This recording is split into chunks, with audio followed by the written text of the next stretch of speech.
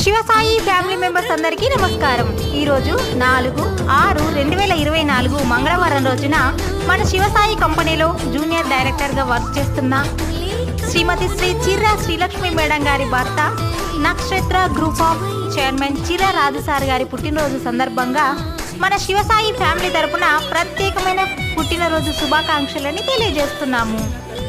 మరియు వారి కుటుంబ సభ్యులు కూతురు జాతిప్రియ, కుమారులు త్రివిక్రమ్ మరియు బంధుమిత్రుల అభినందనలతో.